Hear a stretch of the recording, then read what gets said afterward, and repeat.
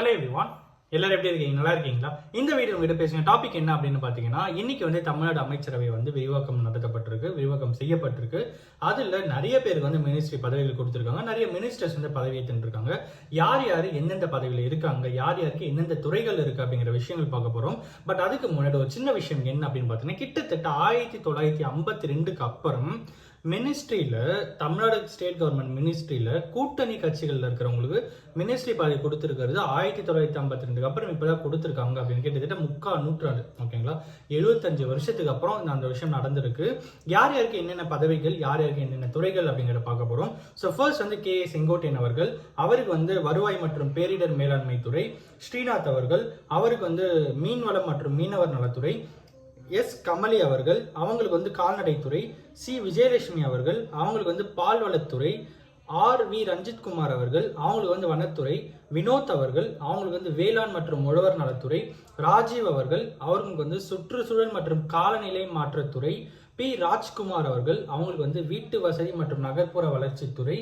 We Gandhiraj அவர்கள், அவங்களுக்கு கூட்டுறவுத்துறை. பி மதன் ராஜா அவர்கள், அவங்களுக்கு சிறு குறு நடுத்தர தொழில்துறை. அப்புறம் கே ஜெகதீஸ்வரி அவர்கள், அவங்களுக்கு சமூக நலத்துறை. எல் ராஜேஷ்குமார் அவர்கள், அவங்களுக்கு சுற்றுலாத்துறை. எம் விஜய் பாலாஜி அவர்கள், அவங்களுக்கு கைத்தறி ஜவுளி மற்றும் கதர் துறை. டி லோகேஷ் தமிழ்ச்செல்வன் அவர்கள், அவங்களுக்கு வணிக வரி மற்றும் பத்திரப்பதிவுத்துறை. ஏ விஜய் தமிழன் பார்த்திபன் அவர்கள், அவங்களுக்கு போக்குவரத்து துறை. ரமேஷ் அவர்கள், அவங்களுக்கு இந்து சமய அறநிலையத்துறை. பி விஸ்வநாதன் அவர்கள், அவங்களுக்கு உயர்கல்வித்துறை. ஆர் குமார் அவர்கள், அவங்களுக்கு செயற்கை நுண்ணறிவு தகவல் தொழில்நுட்பம் துறை. கே தென்னரசு அவர்கள், அவங்களுக்கு வெளிநாடு வாழ் தமிழர் நலத்துறை. வி சம்பத்குமார் அவர்கள், அவருக்கு பிற்படுத்தப்பட்டோர் நலத்துறை.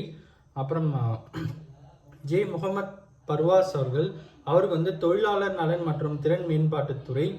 டி சரத்குமார் அவர்கள், அவருக்கு மனிதவள மேலாண்மை துறை.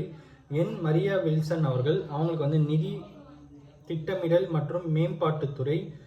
அப்புறம் 24வது மினிஸ்டர் கே விக்னேஷ் அவர்கள், அவருக்கு மதுவிலக்கு மற்றும் கலால் துறை அப்படின்ற மாதிரி கொடுக்கப்பட்டிருக்கு.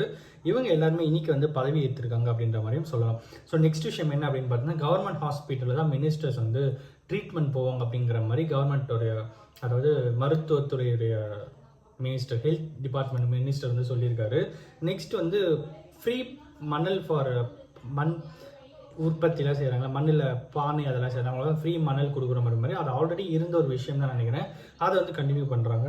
நெக்ஸ்ட் மிஸ்டர் செந்தில்குமார் ஐஏஎஸ் அவர்கள் அண்ட் லக்ஷ்மி அவர்கள், இவங்க 2 பேருமே செக்ரட்டரி. ஓகேங்களா, லக்ஷ்மி பிரியா அவர்கள், இவங்க 2 பேருமே